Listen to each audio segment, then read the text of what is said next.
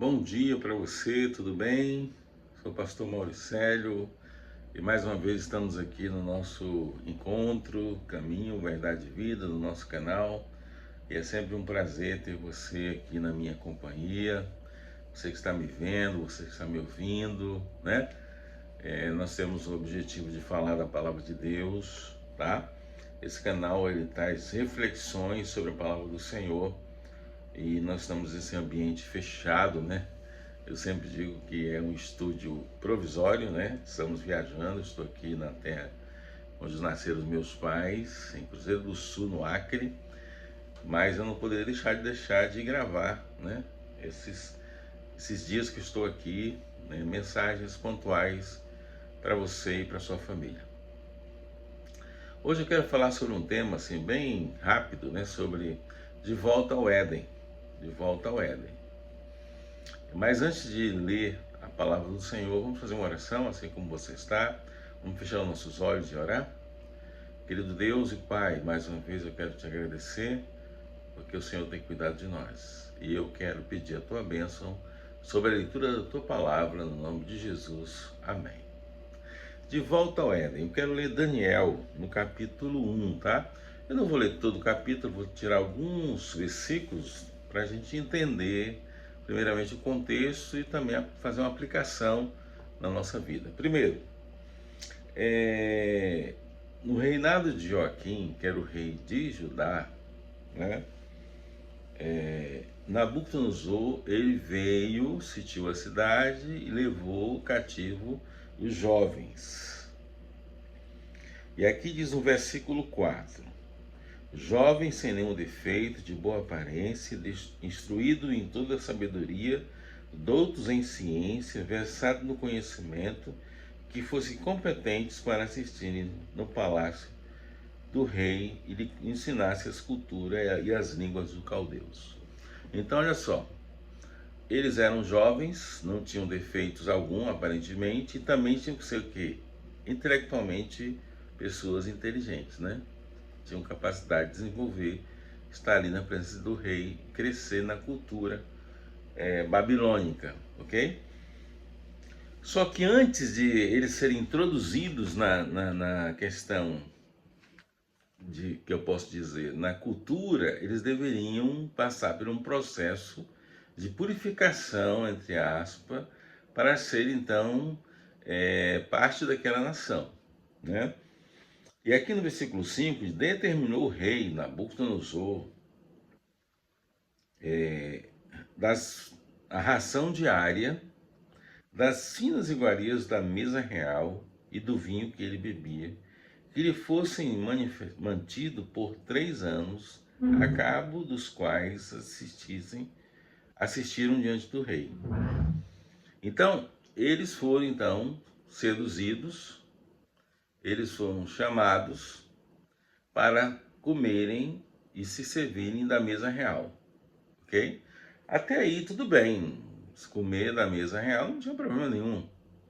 Mas no versículo 7 diz assim: o chefe dos eunucos lhe pôs outros nomes, né? Sadraque, Daniel, de Daniel, e de Beltesazar, Ananias, e de Sadraque a Misael, e de Mesaque a Azaria e Abidnego, ok?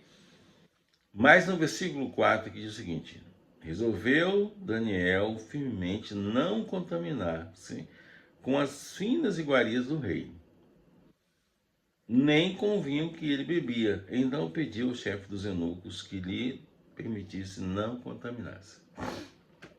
Querido amigo, querido irmão, eu quero dizer uma coisa para você. Aqui não é questão só de alimentação, tá?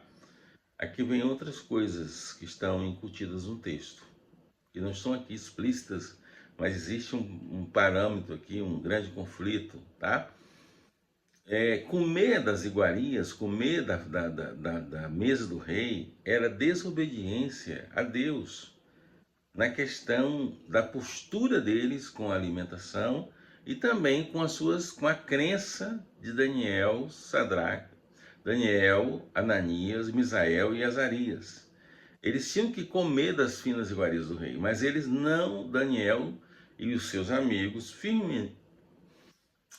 tomaram uma decisão firmemente de não se contaminar.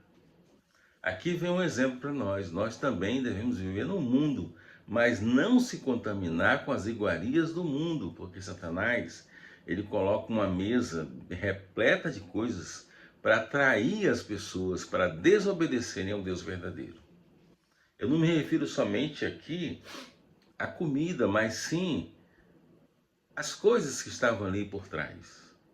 Comer a comida daria a entender o quê? Que eles estavam dispostos a servir aos deuses pagãos, ao Deus que não era o Deus da Bíblia.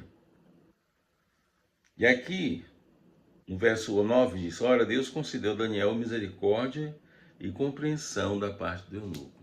Então, aqui, se você for ler, ele pediu 10 dias, né, que experimentasse 10 dias para ver se eles, né, pela fé, se as finas iguarias do rei, que alimentavam todos aqueles jovens, mas se eles não comessem, eles comessem da comida deles, que eles trouxeram, né, da crença deles, da vida deles, e em 10 dias eles iam ser testados. E aqui diz o seguinte, olha, deixa eu falar aqui, no verso 17.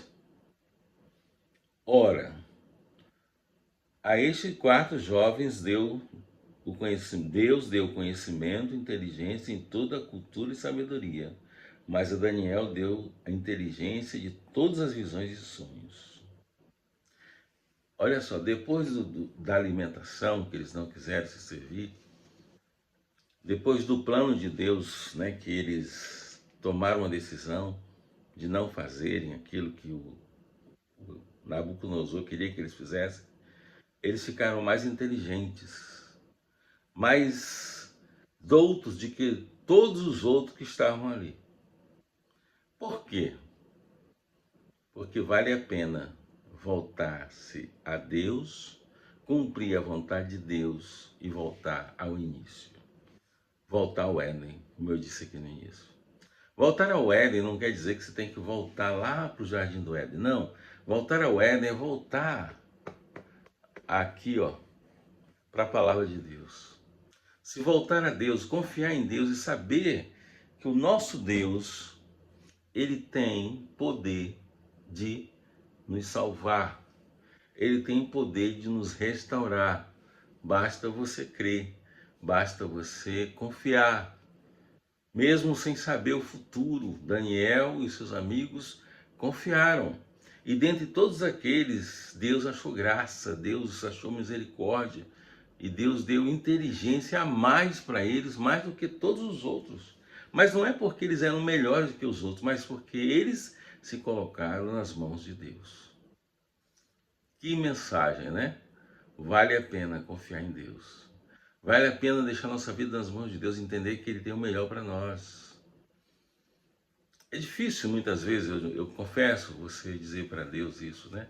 É difícil você confiar, porque o mundo ele nos seduz, ele nos leva para distante de Deus. Mas diga não às coisas do mundo e diga sim para Deus. A história nos conta, a história bíblica, que Satanás ele tem poder de fazer coisas miraculosas, como ele fez lá tentando Jesus no deserto. Mas em nenhum momento Jesus recuou, Jesus cedeu. E muitas vezes nós cedemos às tentações, cedemos os convites do diabo para cedermos e fazermos a vontade dele, não a vontade de Deus. É mais fácil hoje, com certeza. É mais fácil você hoje fazer a vontade do mundo do que fazer a vontade de Deus, porque o cristão ele está na contramão do mundo.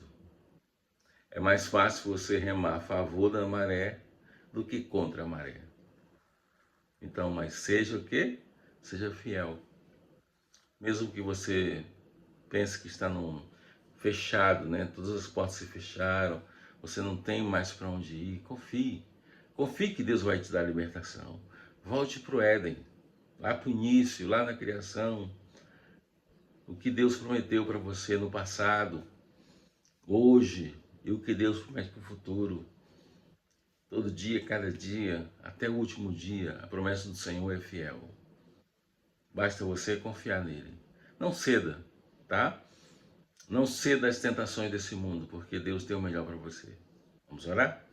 Querido Deus, mais uma vez eu quero te agradecer e te pedir em nome de Jesus que o Senhor Deus fale, continue a falar aos nossos corações e que possamos, Deus, ter uma vida reta diante do Senhor e não ceder às tentações do diabo e muitas vezes quer nos levar para diante, distante do Senhor.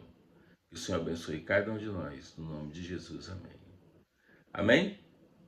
Que Deus te abençoe, tá? Tenha um bom dia, uma boa tarde, uma boa noite, não sei que hora você está assistindo, mas confie no Senhor, volte ao Éden.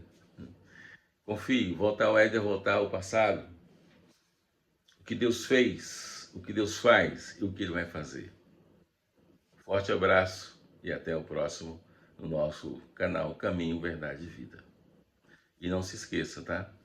Se inscreva aqui no canal. Você vai ser abençoado e abençoar outras pessoas.